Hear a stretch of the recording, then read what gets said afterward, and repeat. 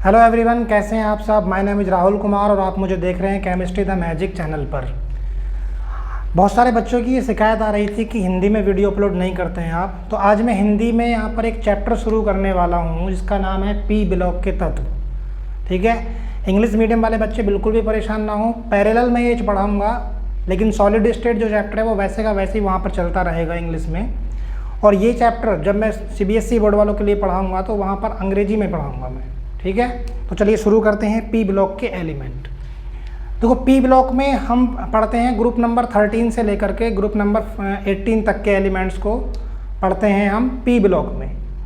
11th class में 13 और 14 मतलब 13वां और 14वां समूह जो है उसकी स्टडी हम कर चुके हैं। यहाँ पर हमें पढ़ना है 15, 16, 17 और 18। पी ब्लॉक में धातुएं, अधातुएं और उपधातुएं सभी को सम्मिलित किया गया है। आज हम यहाँ पर बेसिक जानकारी जो है, बिल्कुल सामान्य जानकारी इसकी पढ़ेंगे। तो सबसे पहले पी ब्लॉक के तत्व, इनको पी ब्लॉक एलिमेंट क्यों कहते हैं? पी ब्लॉक के तत्व।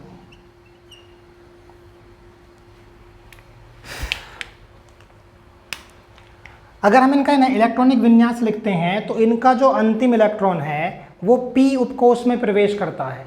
पी उपकोष में प्रवेश करने की वजह से इनको पी ब्लॉक के तत्व कहा जाता है। ठीक है, तो सबसे पहला ही क्वेश्चन ये है कि इन्हें पी ब्लॉक के तत्व क्यों कहते हैं? इनका अंतिम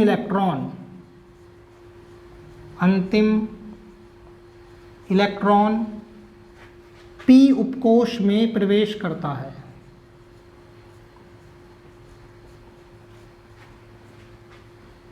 पी उपकोष में प्रवेश करता है, इसलिए इन्हें पी ब्लॉक तत्व कहा जाता है। पी ब्लॉक तत्व कहा जाता है।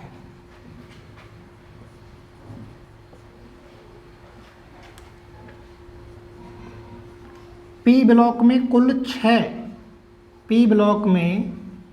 कुल 6 समूह सम्मिलित हैं। पी ब्लॉक में क्या है, देखो पी सब सेल में मैक्सिमम इलेक्ट्रॉन कितने रह सकते हैं? 6। इसीलिए यहाँ पर 6 ग्रुप हैं पी ब्लॉक के, जिसमें से ग्रुप नंबर 13 है और ग्रुप नंबर 14 को हम पढ़ चुके हैं 11th क्लास में। यहाँ पर हमें पढ़ना है 15 से लेकर 18 तक। ग्रुप नंबर 15 में कौन कौन से तत्व हैं? नाइट्रोजन, फास्फोरस, आर्सेनिक, एंटीमनी और बिस्मिथ। देखिए, बात करें इनके एटॉमिक नंबर की तो नाइट्रोजन का एटॉमिक नंबर कितना होता है? 7। बोरबरी के नियम के अनुसार अगर हम इसमें 8 जोड़ दें तो कितना हो जाएगा? 15 में फिर कितने जोड़ेंगे? 18, तो कितना हो गया? 33 में फिर से हमें इसमें एक बार 18 जोड़ेंगे तो क्या हो जाएगा? 51। और 51 में अगर हम 32 जोड़ दें तो कितना हो गया? ये 83 बिस्मथ का। यहाँ पर एक और एलिमेंट देखने को मिलता है जिसका नाम है मॉस्कोवियम। Mc इसका जो है प्रतीक होता है और इसका परमाणु क्रमांक है 115। ठीक है, मॉस्कोवियम जो है वो एक संश्लेषित तत्व है, मतलब मानव निर्मित तत्व है। इसकी खोज बाद में हुई थी। तो अगर हमें इनके इलेक्ट्रॉनिक कॉन्फ़िगरेशन या इलेक्ट्रॉनिक विन्यास अगर हमें इनके पढ़ने हों तो इनका जो इलेक्ट्रॉनिक विन्यास होता है, इलेक्ट्रॉनिक विन्यास, इनके संयोजी कोष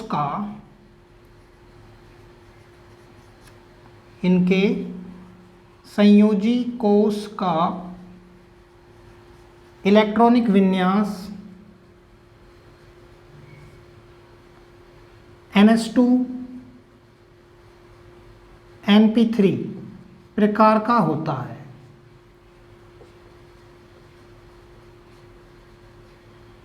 इनके संयोजी कोष का इलेक्ट्रॉनिक विन्यास, संयोजी कोष मतलब सबसे बाह्यतम कोष जिसको बोलते हैं, आउटर मोस्ट सेल का जो इलेक्ट्रॉनिक विन्यास है वो NH2 NP टाइप प्रकार का होता है। अगर हम पी ब्लॉक के एलिमेंट्स की बात करें तो पी ब्लॉक के एलिमेंट्स का जनरल इलेक्ट्रॉनिक विन्यास का सामान्य इलेक्ट्रॉनिक विन्यास क्या होता है? सामान्य इलेक्ट्रॉनिक विन्यास होता है NS2Np126। ये क्या है? सामान्य इलेक्ट्रॉनिक विन्यास है पी ब्लॉक के तत्वों का, हीलियम को छोड़कर। यहाँ पर लिख देता, ब्रैकेट में लिख देता हूँ मैं, हीलियम को छोड़कर। हीलियम क्या है? क्योंकि हीलियम का जो परमाणु क्रमांक है वो कितना होता है? 2 होता है। तो वहाँ पर पी सेल में जाने के लिए, पी सब सेल में जाने के लिए गुंजाइश ही नहीं होती, इलेक्ट्रॉन से अवेलेबल नहीं होते हैं, तो वो पी में नहीं पहुँचता। तो चलिए सबसे पहले हम शुरू करते हैं इनके इलेक्ट्रॉनिक विन्यास को। देखो यहाँ पर क्या है? 1s2 2s2 2p3, 2 2 4 और 3 7। यहाँ पर 7 इलेक्ट्रॉन है, इसलिए इसका इलेक्ट्रॉनिक विन्यास कैसे लिखा जाएगा? 1s2 2s2 2p3। इलेक्ट्रॉनिक विन्यास सबको लिखने आने चाहिए, ठीक है। अब देखिए यहाँ पर हम इसको इस तरह से भी लिख सकते हैं, एक और तरीका है इसको लिखने का। यहाँ देखो ये nitrogen, phosphorus, arsenic, antimony, bismuth और मॉस्कोवियम। तो अक्रिय गैसों को हम यहाँ पर लिख देते हैं। सबसे पहले यहाँ पर लिख दें हीलियम को, उसके बाद नियोन। दूसरी अक्रिय गैस कौन सी होती है? अक्रिय गैस मतलब जो 18th ग्रुप में है, 18th ग्रुप में है, अगर उनको हम रख कर के शुरू में इलेक्ट्रॉनिक विन्यास लिखेंगे तो थोड़ा आसान रहता है। तीसरी कौन सी है? आर्गन, उसके बाद क्रिप्टन, फिर है जीनोन और लास्ट में है रेडोन। अगर हम इनके इलेक्ट्रॉनिक विन्यास कुछ इस तरह से लिखें, देखो हीलियम का होता है 2, नियोन का कितना होता है 10, आर्गन का होता है 18, क्रिप्टन का होता है 36, जीनोन का होता है 54 और रेडोन का होता है 86। मतलब कि हमें, अगर हम इस तरह से इलेक्ट्रॉनिक विन्यास लिखेंगे तो हमें इनके आगे के इलेक्ट्रॉनिक विन्यास लिखने पड़ेंगे, केवल पीछे के इलेक्ट्रॉनिक विन्यास लिखने की आवश्यकता नहीं है। तो चलिए देखो 2 ऑलरेडी लिखा हुआ है, मतलब हीलियम लिख दिया हमने यहाँ पर, इसका मतलब 2 का इलेक्ट्रॉनिक विन्यास हम लिख चुके, तो यहाँ तक का हमने लिख दिया। उसके बाद आएगा 2s2 2p3, 2 2 4 और 3 7, ये हो गया। सबको समझ में आ गया? ये बहुत ध्यान से देखें, ठीक है। और अपना नोट्स बनाते हुए चले, प्रॉपर बिल्कुल एक नोट्स बनाए अपने अपनी कॉपी में, इसको नोट डाउन करते हुए चले। तो देखिए उसके बाद अगला है क्या? फास्फोरस। अब हमने यहाँ पर नियोन रखा है ऑलरेडी पहले से, नियोन का कितना होता है 10, तो हमें केवल 5 का लिखना है, 10 के बाद वाले 5 का। तो यहाँ पर क्या आएगा? यहाँ पर था 2s2 2p3, यहाँ पे आ जाएगा 3s2 3p3, ठीक है। नेक्स्ट है आर्सेनिक। आर्सेनिक में कितना होता है 33, और हम लिख कितने का चुके हैं? 18, आर्गन तक का हमने लिख दिया है। इसके बाद हमें लिखना होगा, तो क्या आएगा यहाँ पर? 3d10, उसके बाद 4s2 4p3, ये हो गया आर्सेनिक का इलेक्ट्रॉनिक विन्यास, ठीक। फिर है एंटीमनी। एंटीमनी में क्रिप्टन तक का हम 36 का हम लिख चुके हैं, उसके आगे का हमें लिखना है 51 तक, 36 के आगे का। तो यहाँ पर क्या होगा? 4d10 5s2 5p3। देखिए 36 यानी कि 36 और 10 46, 2 48 और 3 कितना हो गया? 51, और 51 ही होता है एंटीमनी का। तो ये इसका इलेक्ट्रॉनिक विन्यास है यहाँ पर। उसके बाद आता है 83 बिस्मथ, और बिस्मथ को हम कैसे लिखेंगे? हमने 54 तक का लिख लिया, जीनोन के जैसा लिखा जाएगा बिल्कुल। और जीनोन के बाद यहाँ पर फिर 4f14, उसके बाद 5d10 6s2 6p3। देखिए 54 और 14 कितना हो गए? 68, और 10 78, और 2 80 और 3 83। तो ये हमारा जीनोन का भी हो गया। इसके बाद हमें लिखना है 115 मॉस्कोवियम का। तो मॉस्कोवियम में हम 86 तक का कैसे लिखा जाएगा? देखो रेडोन के जैसा। रेडोन का एटॉमिक नंबर कितना होता है? 86 होता है। तो यहाँ पर लिखेंगे हम 5f14 6d10 7s2 7p3। 86 में 14 जोड़ दिए, कितना हो गया? 100 हो गया पूरा। उसके बाद 10 और 2 12 और 3 15, कितना हो गया पूरा? 115। तो मतलब मॉस्कोवियम का इलेक्ट्रॉनिक विन्यास इस तरह से लिखा जाएगा। इस ग्रुप में हमें यहाँ तक की स्टडी करनी है, केवल नाइट्रोजन से लेके और बिस्मथ तक की। नाइट्रोजन का एटॉमिक नंबर 7 होता है, परमाणु क्रमांक 7। उसके बाद फास्फोरस का 15, आर्सेनिक का 33, एंटीमनी का 51 और बिस्मथ का 83। ये बोरवरी के नियम के अनुसार हम इनमें इलेक्ट्रॉन जोड़ते जाते हैं पहले में क्या है देखो, सबसे पहले 7 है, उसमें जोड़ देंगे 8, 15 हो जाएगा। फिर उसके बाद जोड़ देंगे 18, 33 हो जाएगा। उसके बाद जोड़ देंगे 18, 51 हो जाएगा। और उसके बाद लास्ट में फिर 32 जोड़ेंगे तो 83 हो जाएगा। 83 में भी 32 जोड़ देंगे तो हमें मॉस्कोवियम का इलेक्ट्रॉनिक विन्यास मिल जाएगा। ठीक है, तो इलेक्ट्रॉनिक विन्यास सबको लिखने आने चाहिए। यहाँ तक ही समझ में आ गया सबको? चलिए इसका स्क्रीनशॉट ले लीजिए, मैं यहाँ से हट जाता हूँ। ठीक है,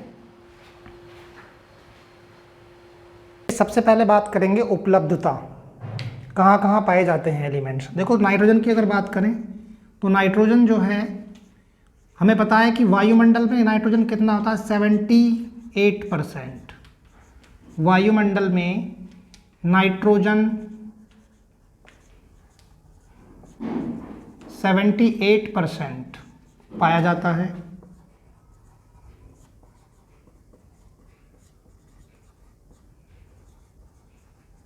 इसके अतिरिक्त भूपर्पटी में खनिजों के रूप में, भूपर्पटी में खनिजों के रूप में पाया जाता है। खनिजों के रूप में पाया जाता है। Sodium nitrate NaNO3,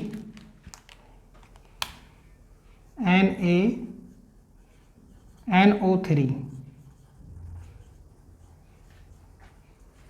Chile saltpetre या इसको चिली सोरा भी कहते हैं।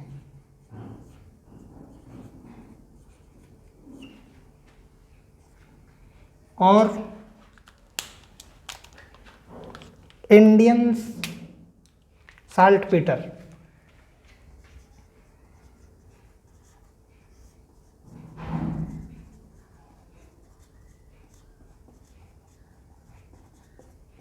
KNO3 के रूप में मिलता है, रूप में मिलता है। फास्फोरस जो है वो एपेटाइट खनिज की फॉर्म में मिलता है। फास्फोरस एपेटाइट खनिज की फॉर्म में।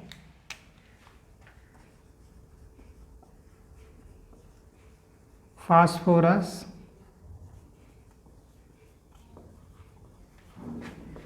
एपेटाइट खनिज के रूप में मिलता है।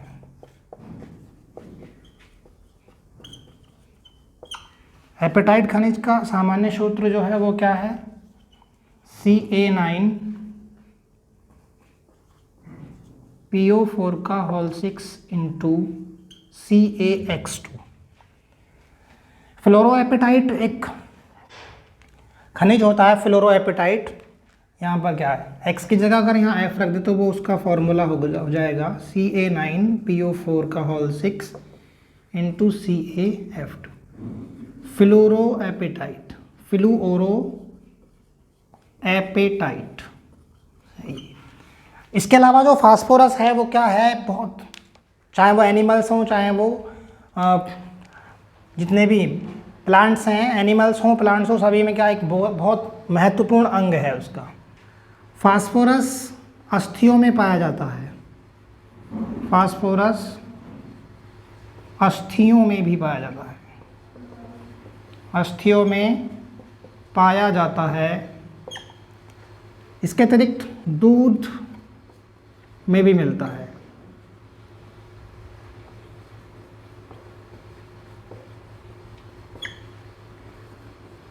आर्सेनिक और एंटीमनी, बिस्मिथ जैसे तत्व सल्फाइड खनिज के रूप में मिलते हैं। खनिज के रूप में मिलते हैं। तो ये तो है इसका अकरेंस, मतलब ये जो एलिमेंट्स है कहाँ कहाँ पाए जाते हैं। नाइट्रोजन वो वायुमंडल में पाया जाता है 78%। इसके अलावा जो कुछ खनिजों की फॉर्म में जैसे चिली साल्ट पीटर या चिली शोरा या फिर Indian salt Peter KNO3 potassium nitrate की फॉर्म में मिलता है। फास्फोरस एपेटाइट खनिज के रूप में मिलता है। इसके अतिरिक्त फास्फोरस जो है वो एनिमल्स और प्लांट्स, प्राणियों और वनस्पतियों में बहुत महत्वपूर्ण अंग है। फास्फोरस अस्थियों में भी पाया जाता है, दूध में भी मिलता है। बाकी के आर्सेनिक, एंटीमनी और बिस्मिथ जैसे जो एलिमेंट हैं ये सब सल्फाइड खनिज के रूप में मिलते हैं। ठीक है, इसका स्क्रीनशॉट लें। नेक्स्ट है परमाणु और आयनिक त्रिज्या। परमाणु और आयनिक त्रिज्या, परमाणु और आयनिक त्रिज्या।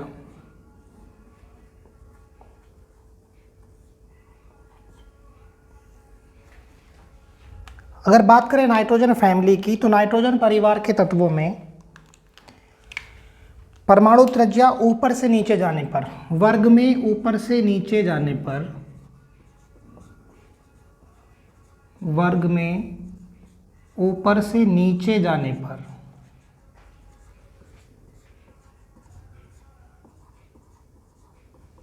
परमाणु व आयनिक त्रिज्या बढ़ती है।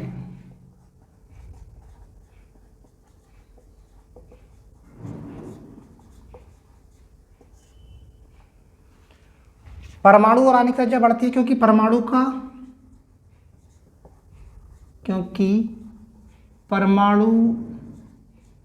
संख्या में वृद्धि होती है। परमाणु संख्या में वृद्धि होती है। परमाणु संख्या में वृद्धि के साथ साथ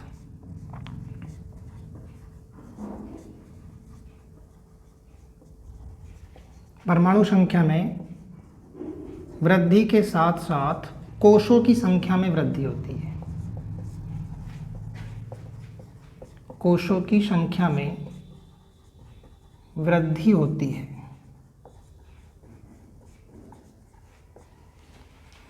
तो परमाणु और आयनिक त्रिज्याएं जो होती हैं वो ग्रुप में ऊपर से नीचे की ओर जाने पर बढ़ती हैं, क्योंकि परमाणु संख्या भी बढ़ती है। परमाणु संख्या बढ़ेगी तो क्या है, कोषों की संख्या बढ़ जाएगी, और जब कोषों की संख्या बढ़ेगी तो क्या है, परमाणु का साइज भी बढ़ जाएगा। इसलिए ऊपर से नीचे की तरफ जाने पर परमाणु संख्या बढ़ती है।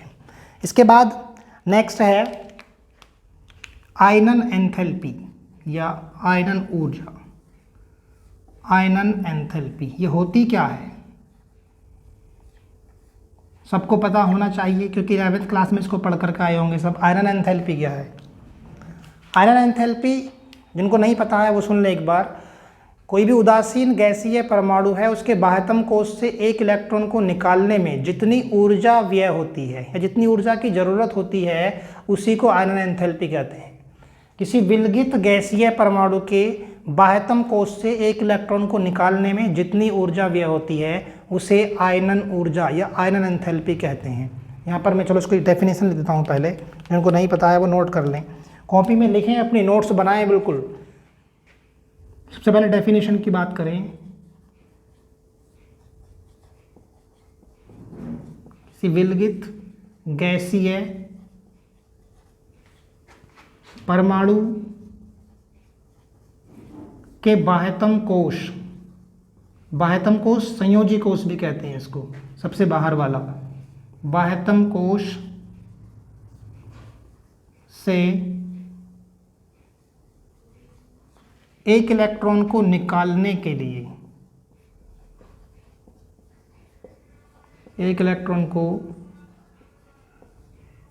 निकालने के लिए जितनी ऊर्जा की आवश्यकता होती है, जितनी ऊर्जा की आवश्यकता होती है,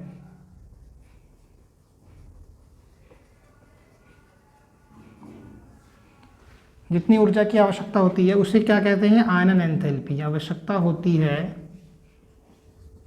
उसे आयनन एंथैल्पी कहते हैं। ये किसी भी ग्रुप में कैसे चेंज होती है, ऊपर से नीचे की तरफ जाने पर आयनन एंथैल्पी कैसे चेंज होगी। देखो अगर नाइट्रोजन फैमिली में पढ़ रहे हैं तो हम नाइट्रोजन फैमिली की बात करें तो 15th ग्रुप में या 15वें समूह में ऊपर से नीचे की ओर जाने पर, ऊपर से नीचे की ओर जाने पर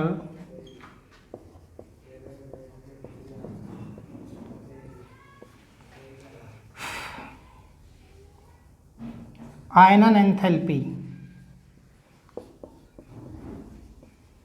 का मान क्रम से घटता है।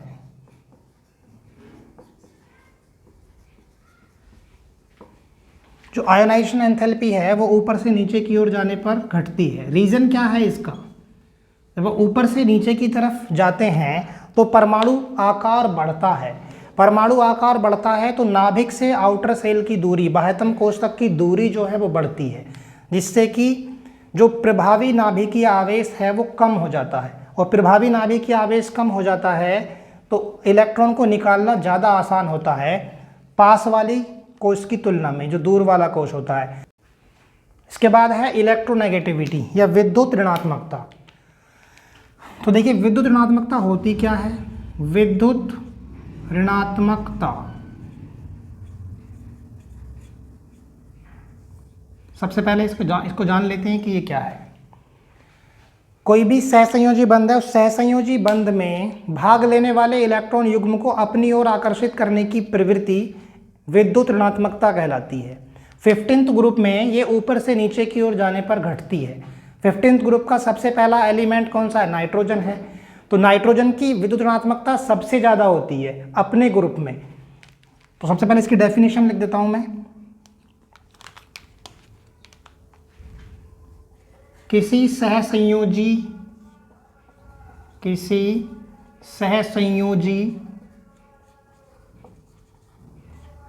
बंध में भाग लेने वाले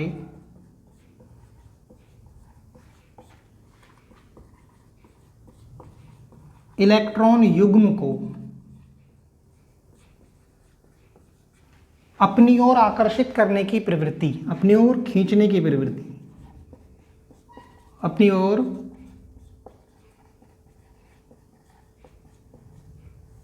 आकर्षित करने की प्रवृत्ति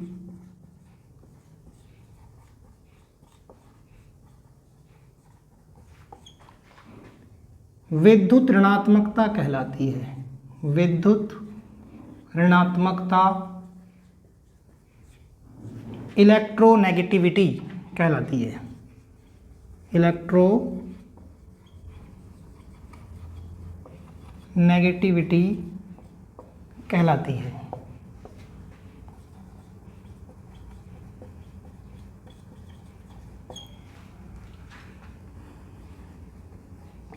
वर्ग 15 में विद्युत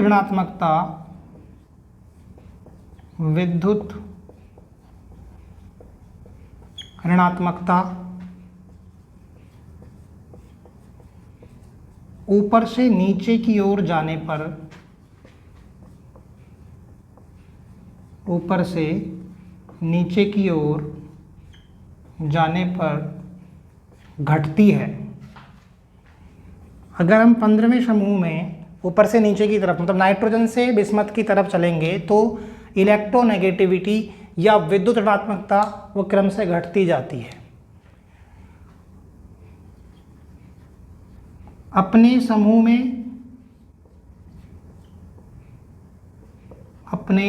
समूह में नाइट्रोजन सबसे अधिक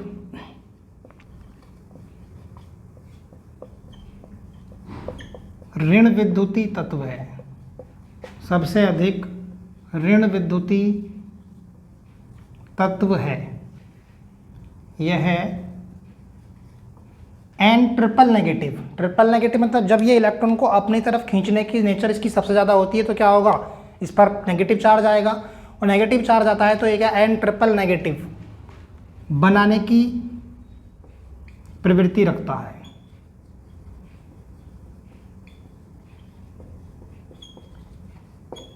बिस्मथ जो है उस बिस्मथ की विद्युत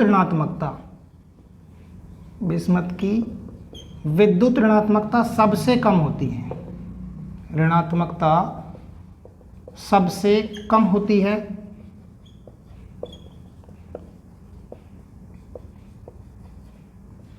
इसलिए क्या है, इसमें थोड़ा धन विद्युती लक्षण होता है। बिस्मथ वैसे भी क्या है, मेटल है, तो ये ऋण विद्युती एटम के साथ जुड़ने का प्रयास करता है और ऑक्सीजन के साथ ये आसानी के साथ कंपाउंड बना लेता है। ठीक है, तो ये था इलेक्ट्रोनेगेटिविटी, विद्युत ऋणात्मकता क्या होती है और 15th ग्रुप में ये कैसे वेरी करता है। ठीक है, चलिए इसका स्क्रीनशॉट ले लीजिए। इसके बाद है भौतिक अवस्था। देखिए भौतिक अवस्था में क्या है, भौतिक अवस्था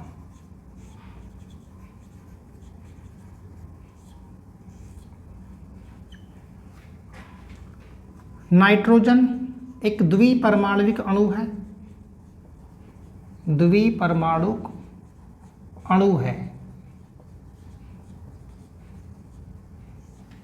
द्विपरमाणुविक का मतलब क्या है कि नाइट्रोजन के 2 परमाणु जुड़ करके एक अणु का निर्माण करते हैं, इसलिए नाइट्रोजन एक द्विपरमाणुविक अणु है। अन्य सभी बहुपरमाणुक अणु हैं, अन्य सभी बहुपरमाणुक अणु हैं।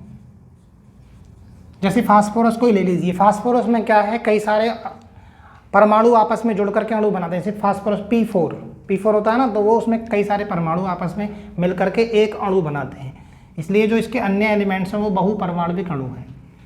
क्वथनांक जो होते हैं इनके, बॉइलिंग पॉइंट, वो वर्ग में ऊपर से नीचे जाने पर, वर्ग में ऊपर से नीचे की ओर जाने पर,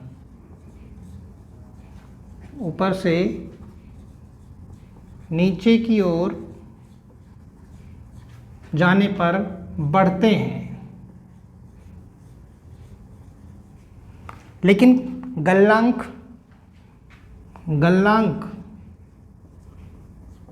या मेल्टिंग पॉइंट आर्सेनिक तक बढ़ता है, आर्सेनिक तक बढ़ता है, और आर्सेनिक के बाद बिस्मथ, उसका फिर जो गलनांक है वो घट जाता है।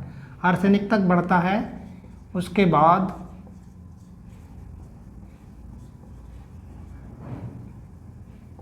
बिस्मथ तक घट जाते हैं। मेटेलिक कैरेक्टर की बात करें अगर, धात्विक नेचर जो है, धात्विक लक्षण इस ग्रुप में ऊपर से नीचे की तरफ बढ़ता है। धात्विक लक्षण ऊपर से नीचे की तरफ बढ़ता है। देखो नाइट्रोजन, फास्फोरस, आर्सेनिक, एंटीमनी और बिस्मिथ, तो इसमें नाइट्रोजन और फास्फोरस जो हैं वो अधातुएं हैं। नाइट्रोजन और फास्फोरस ये दोनों क्या हैं, अधातु, नॉन मेटल्स। आर्सेनिक और एंटीमनी उपधातु हैं, और बिस्मिथ वो धातु है। मास्कोवियम को भी अगर इसमें शामिल कर लिया जाए तो मास्कोवियम क्या है, धातु है, नॉर्मल टेम्परेचर पर सॉलिड स्टेट में पाई जाती है वो। ठीक है, तो ये था पी ब्लॉक के एलिमेंट्स में ग्रुप नंबर 15 का सामान्य परिचय। ग्रुप नंबर 15 का सामान्य परिचय हम पढ़ चुके हैं। कल हम इसके रासायनिक गुण पढ़ेंगे, मतलब अगली वीडियो में हम इसके रासायनिक गुण पढ़ेंगे। ठीक है, तब तक के लिए आप इसको नोट करें अपनी कॉपी में, एक बार रिवाइज करें ज़रूर। अगर समझ में नहीं आए तो इसको वीडियो को बार बार देखें।